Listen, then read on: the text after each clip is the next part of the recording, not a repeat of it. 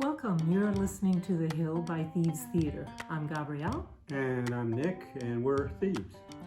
Exactly. Beginning in 1981, we called ourselves Thieves Theater, but we didn't just do theater. We did conceptual guerrilla art projects, or what we called para-theatrical work. Our goal was to disrupt and alter the social and political status quo. Which really just means we like sticking sticks in anthills and watching the ants scurry and find their new reality, their new status quo. So in the previous episode, we introduced you to Ali and Red, as well as to the Chinese man in the back, as he was called, the geomancer, who built his hut underground into the side of the hill. He was the first resident on the hill, and that's according to the second and third residents on the hill, which were Indian Jim and Louie. Indian Jim and Louie were the last of the so-called Bowery bums. They were winos and drinking buddies. Indian Jim called himself that because he said he was part Dutch, part German, and part Cherokee Indian. He looked like Santa Claus. Santa Claus? No, he didn't look like Santa Claus. Yeah, he had a white beard and rosy red cheeks because he was an alcoholic. Well, yeah, maybe a bad Santa or something. Right, bad Santa. Like, what was that movie with? What's his name? Billy Bob Thornton. Yeah, right. Yes, bad Santa. Right. So Indian Jim would say, "Damn it, I'm the last true alcoholic up here." And he always got mad at Louie because Louie would spend money on something other than wine, which was sacrilege in Jim's book, Indian Jim's book. Like, for instance, Louie would spend money on cat food. He took care of the cats that people dumped on the hill, you know. I don't want these cats anymore. Here's a bunch of people. They'll take care of them. Yeah, sure. Like, take them to the vet regularly and get their eye infections treated. Well, yeah, let's not get into the vet stuff because... Those cats were so sad. Right. But, yeah, Louie loved the cats, and he even had a little cat cemetery next to his and Indian Jim's hut. Yeah, Louie would tell me how he'd go into the bodegas after he was out scavenging, looking for cans and bottles. That's mostly how he made his living on the deposit. But he'd go into a bodega, and the owner or whoever, the cashier, would see him buying the cat food, you know, and he said they'd try to direct him to the human cat food, but... Not the human food, you mean? Yeah, the human food, right. Human tuna. Right. But the thing I found very interesting was he said he could tell the difference between a cat and a rat when they climbed over his chest when he was sleeping. And he'd be able to pet one or shoo the other one away, depending on which one it was. Right. Yeah. Thanks for that image, Louie. That is always going to stick with me. So, Louie, he was the kindest, gentlest man you could imagine. And he was the only person on the hill whose last name we knew. He was called, his name was Louis Watson. And the reason we know his name is because Louis was kind of a professional homeless person, you could say, right? He had a whole centerfold spread in the New York Times, for example. You know, we're not just talking some alternative paper or some, you know, local reporter that came up and wanted to talk. He had lots and lots of articles written about him. And he was in films. He had films made about him. Yeah, well, he was professional in the sense that when the media came and wanted to do a story on the homeless, Louie was right there. You know, he was good at communicating his story, you know, in a very honest and upfront way. Yeah, he was also very good at playing, you know, the happy-go-lucky wino. He was guileless and self-effacing. Well, he was like, you know, straight out of Central Casting. Right. But I mean, the thing about him, when he told his story, it was pro-capitalism. In other words, whenever you saw him on a video or whatever, telling a story, it was pro-capitalism. I mean, he was adamant that he chose the life he led, and the system was not to blame. Well, he was also a very good carpenter. He helped everybody up on the hill build their huts. Yes, when he was sober. But when he was drunk, not so much. Like, I remember one time he and Indian Jim were working on their hut together. They were drunk and they got into a fight, and they started whipping pink paint, which I don't know where they got the pink paint all over each other. So they were covered with pink paint, as were the cats.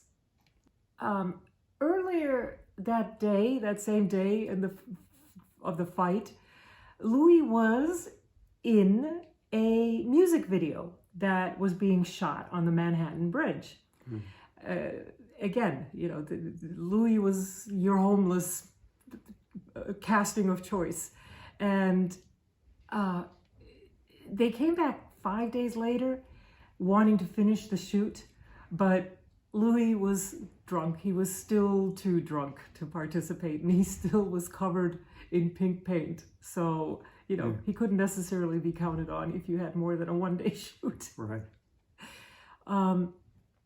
When we got to the hill, Indian Jim told me a couple nights later that he said when he woke up from his bender and came out and saw a teepee on the hill, he said, "I thought I died and went to Jackson Hole, Wyoming. I was so freaked out I had to go back inside and have another drink," as though he needed an excuse to have another drink. But a couple nights before Thanksgiving, which is when we put up the teepee, there was a big fire on the hill, and the fire department yet again had to come and put it out. But actually, you should really tell that story. Because you were there, I wasn't, of Indian Jim. Oh, yeah, right. After the fire was out and all the commotion was over and everything like that, he had missed the whole thing. He had slept through it, you know. But he came crawling out of his hut completely unfazed or anything, and he just came out and says, "Could somebody borrow me a cigarette? I'll pay you back Wednesday," you know. "I'll pay you back next Wednesday." Like what, Louise? Was he going to get a check or something on Wednesday? No. It's a joke, you know. It's like, I mean, I think probably from Popeye, you know, there was a character there, Wimpy, who would always say, "If you buy me a hamburger today, I'll pay you back on Wednesday," or something like that. Oh, okay. I think a lot of the, you know, whatever Bowery guys would do that. You know, they'd say, could you borrow me a cigarette or borrow me a drink? I'll pay you back Wednesday. Oh, okay. Yeah. All right. But it was that fire that allowed us to put up the teepee, because the fire department came and put it out, and then the next day sanitation came and cleaned away all the garbage, also the previous garbage that was there, because other than that, we wouldn't have even had room to put up the teepee. And so, speaking of Thanksgiving, one of the first residents I was introduced to on the hill was Ace. Ace was a genial, ingratiating black man of about 35. He had scars on his face and missing teeth, and he, like Red, was one of the heroin addicts and HIV positive. And remember, back then, there was no treatment or cure for AIDS. So the people that were HIV positive, which was the heroin addicts, they knew they were doomed. Well, yeah, and I mean, even back then, nobody knew much about AIDS at all. Everybody was afraid of it. I mean, the EMT people, I think we mentioned already, wouldn't even come up into the hill if somebody was sick. You'd have to bring them out to the sidewalk, and you know, that was the state back then. Yeah, sure. Everybody was afraid, and there were needles everywhere. It was a scary state of affairs back then. So Ace hustled money however he could without begging. He hated beggars.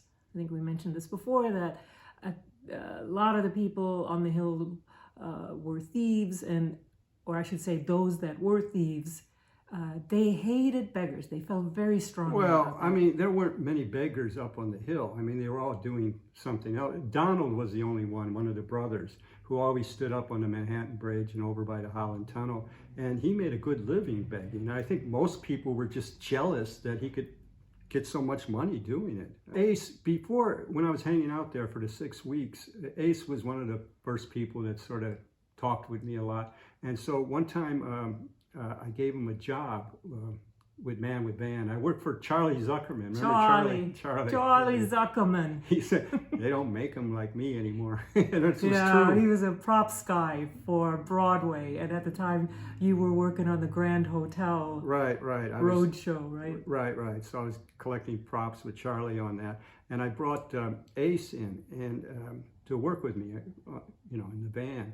And the thing I remember most about that was how much he stunk of smoke, of wet smoke. Right. It just filled the van, and it was hard to do anything around anybody else because he smelled like that. Yeah, well, that was the smell actually that I associate most with the hill. In fact, it doesn't ever go away. Now, 30 years later, when I open the plastic containers in our basement that contain the teepee, yes, the teepee cover still exists, and as do all my drawings of the tarot deck that I did, I open that plastic container and it just stinks of smoke to this very day. Right. I mean, it's almost like a metaphor. I mean, the smells, trigger memories and stuff, and I think that smell of smoke always triggered the memory of wet smoke. Right. It's like you have a little flashback of the entire experience as a whole, like a little movie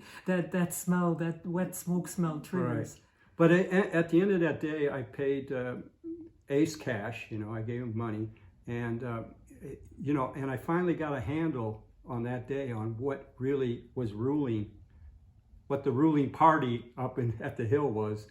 Before we moved up there, which was cash. Cash was king. So that day, Ace was the king, and everybody circled around him, and he shared whatever dope he bought with the cash with others. And I remember he also revealed to me that he wanted to be a writer, mm-hmm. and he kept, thinking that we could find a typewriter for him, remember? A manual typewriter. Right, a manual typewriter so he could type up there. And I mean, so we were looking for one. I think most of the time we were up on the hill and never really found one. No. Everybody uses electric typewriters then. All the writers we knew, they had gotten rid of their manual a long time ago. Yeah. But he had won some kind of a poetry contest in prison. Though he said that somebody actually stole his work and submitted it and published it under their own name. But the point is that he really wanted to be a writer, and he asked us to find him that typewriter. Before Ace got to the hill, he lived in an abandoned car for a while, and then in that park just north of the hill. Oh, yeah. Then he was hospitalized for pneumonia, and as a condition of his release, he was sent to a shelter. But he said there he saw somebody murdered for his sneakers, so he left. And he also said that shelters are like prison, and he said, and I've done too much time in my life. And back then, and still now, nobody wants to go to shelters. Shelters are dangerous. Shelters are prison-like. And you could never tempt anybody on the hill with, I'll find a shelter for you, right? So Ace was a really kind man and very easy to talk to. He made me extremely comfortable right from the start. And he loved sweet potatoes. So I made sure on that Thanksgiving day that I brought him extra helpings of sweet potatoes. He laughed easily, and he went out of his way to make me and everybody feel welcome. He was just a good guy. Another very prominent presence on the hill was Sammy. Mm. Yeah. Sammy. you know, he wasn't an addict like most of the others, but he occasionally smoked crack. But you know, he was. Yeah, he was a really hard-working Puerto Rican entrepreneur, I would say. His story was that he got married young and had 2 kids. His wife was a Jehovah's Witness and divorced him when he spent most of his free time at cockfights. So she moved herself and the kids out of Puerto Rico and moved to New York. And he followed her, but it didn't work out. He also made and sold leather goods outside of Bloomingdale's for a while. Oh, I didn't know that. Yeah, and but then he figured out that selling cocaine was more lucrative, and he spent a few months at Rikers, and that cured him of selling cocaine. He didn't go back to that, and you know, that was a sort of a turning point in his life. And then he said he ran into an old girlfriend, Lisa, who supposedly was living on the hill, which I find a little hard to believe, but who knows? You know, maybe she was, in fact, one of the early people who slept up there in a cardboard box or something. So he decided that he could save the money on his apartment and move in with her. Yeah, and he eventually built La Ponderosa, this crazy like compound there, bigger than any other place up there. And he got the name because somebody says it looked like Bonanza's Ponderosa. So he put a wagon wheel out front and he painted in big letters La Ponderosa on the outside of the hut. All right. And he and Lisa are the ones that gave us that beautiful scarf as a housewarming present. Also made us feel very welcome. Yeah, and he was the first to bring electricity into the hill. You know, he plugged into one of the street lamps and brought it right up in there. And so he you know, there's only 2 ways to heat the huts in winter, and that's either by coal, where you burn down the wood until it turns into coal and then set it inside the hut. Or, what could go wrong? Well, that's what everything went wrong with that. Of course, that's why there were so many fires up there. I mean, you know, and of course, burning coal in your little small hut has other respiratory problems. Back then, too, there was a new form of tuberculosis, you know, TB, that was going around in all the a resistant strain, right? Yeah, it was going along, you know, it was in all the shelters, and of course coming in huts the same way that it would come in the shelters, close quarters, you know. Right. So Sammy also charged people for everything. Everything. Yeah, especially electricity. Right? Including hooking them up to electric, right? Mm-hmm. Which he's, again, siphoned off of a light pole, which is kind of incredible if you think about it, right? You have to open up the base of the light pole, run wiring under the sidewalk, cover it up with a little cement on the sidewalk. At the beginning, it wasn't that. That was the problem. It was just wire on top of the ground. Later on, collectively, we put it underneath the sidewalk. But at the beginning, it was just up there in the wire so people could see it. A lot of time, it was running down the side of the bridge for a while because it came from a lamp up on the bridge. Oh, really? Oh, yeah. Okay. I have. So anyway, Sammy charged everybody, including for rent in La Ponderosa, if they needed a little room. Right. If they, for instance, Louie lived there for a while. When he got into a fight with Indian Jim, he asked Sammy to move in with him, and he would charge $5 a day. Mm-hmm. So he was a wheeler dealer, and he had stuff, so much stuff that he hoarded. And everybody else pretty much lived hand to mouth, so they really felt like Sammy was torturing them, right? Like dangling it in front of their agonized noses, right? But he also laughed a lot, and he was a real goofball. Like, I remember one time, Mr. Rose, as Juan called him, Mr. Rose for La Ponderosa. Sammy was nailing something on his hut, and he called over to Ali, "Hey, Ali, I had a dream last night. I was Tarzan and you were Jane and we made little bambinos together. And Ali, deadpan, looked over at me and just shook his head. Ali once said that he thought Sammy was gonna die on the hill because he liked it there so much, and he did. You know, he liked living there. And he probably made enough money to rent a small place, but he liked the independence of La Ponderosa, and also he was the big cheese, you know. And I think he liked that even more. Yeah, he was the Ben Cartwright of the hill, right? Exactly. And the Ponderosa, you know, he worked on it all the time. It was solid. It was insulated. He barely needed any heat in the winter because it was a true home.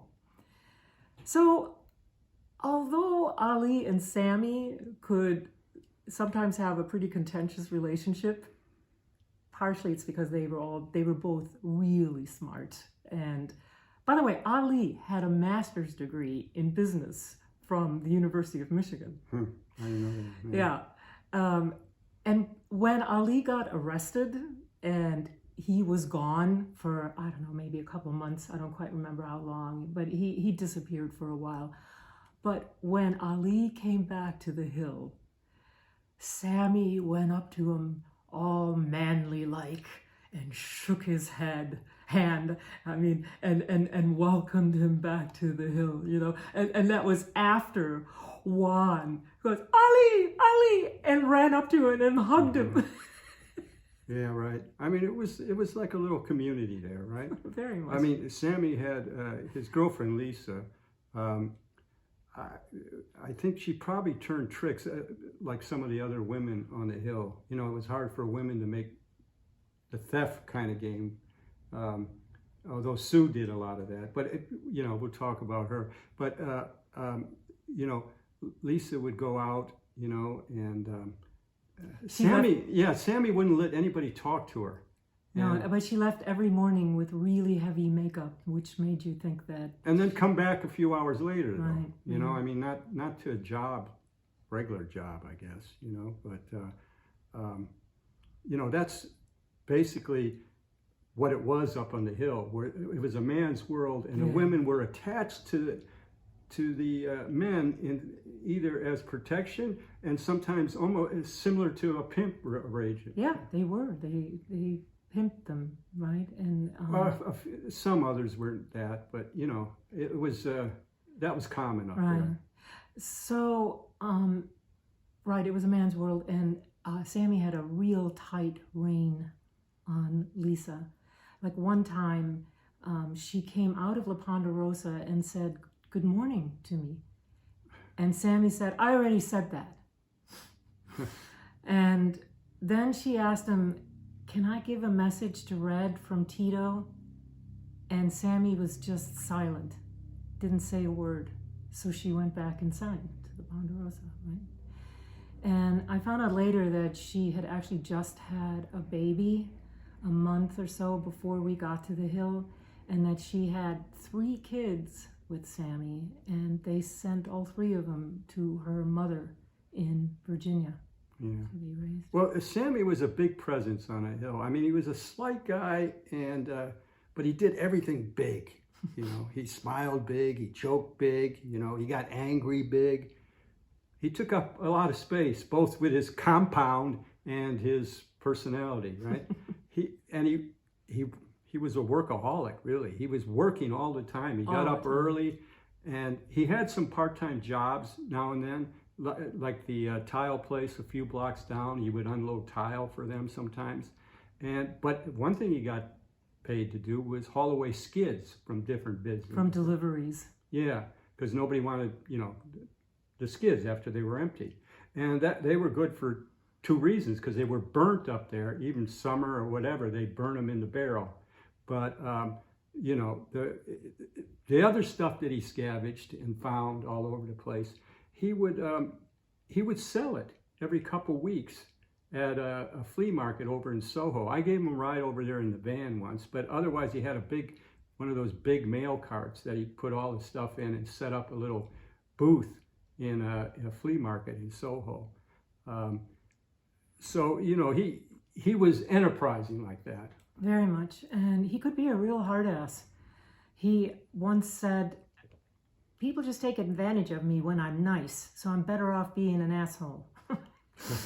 But he was also a real softy, though, with a great sense of humor. One time, somebody dropped a puppy off on the hill, a little lab mix, and he was so excited about that puppy. He just loved that little dog. But of course, it didn't take long before the puppy chased a car and got hit and killed. Yeah, and right. he was devastated. Devastated. Oh, that puppy. In Oh, his my God. quiet way, you know. Yeah, that puppy. Yeah, I remember that was a horrible thing because I don't know who got the idea, but instead of burying the puppy, I hope it wasn't my idea, but I went along with it, is why don't we cremate the puppy?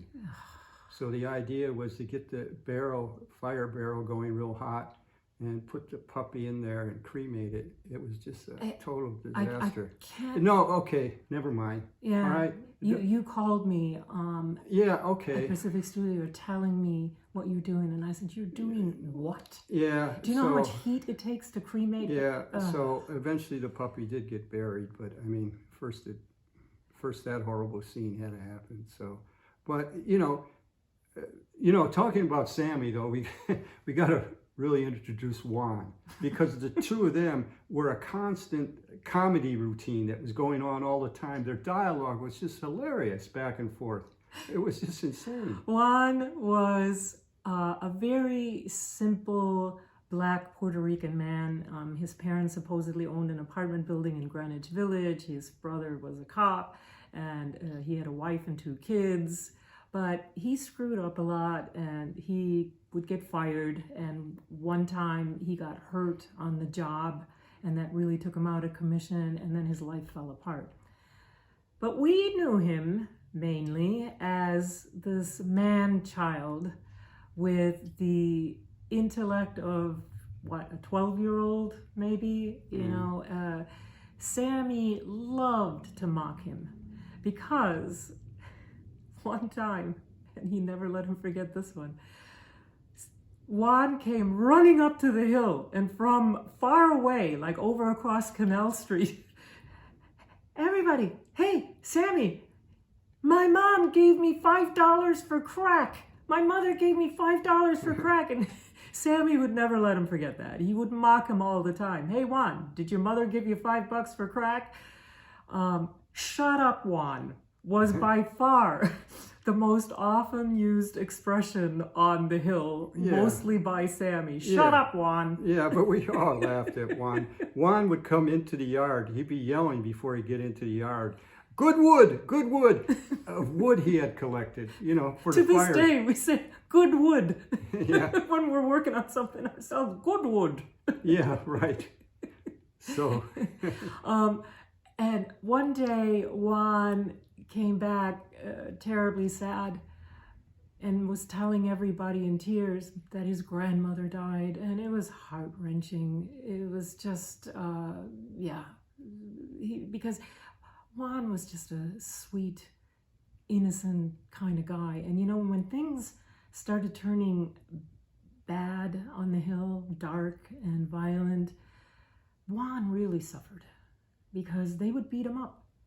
And, you know, beat him up so bad that one time he had to get his jaw wired. And then he got hit in the jaw after it was wired. And he was just unable to properly stand up for himself. Yeah, I think that sort of happened to quite a few people. As the population changed and it became different, we're talking about early on when everything was really a community and everybody was getting along with each other. You know, later on when it got darker and violent, there wasn't people to stand up for each other. You know, they didn't as much as they did back then. Well, that's because all the relationships changed. New people started moving in.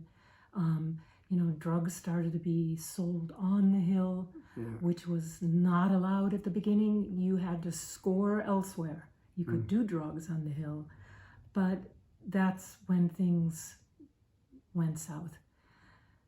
Anyway, so that's Indian Jim and Louie, Sammy, Lisa, and Juan. And as you can already tell, you know, it was a community.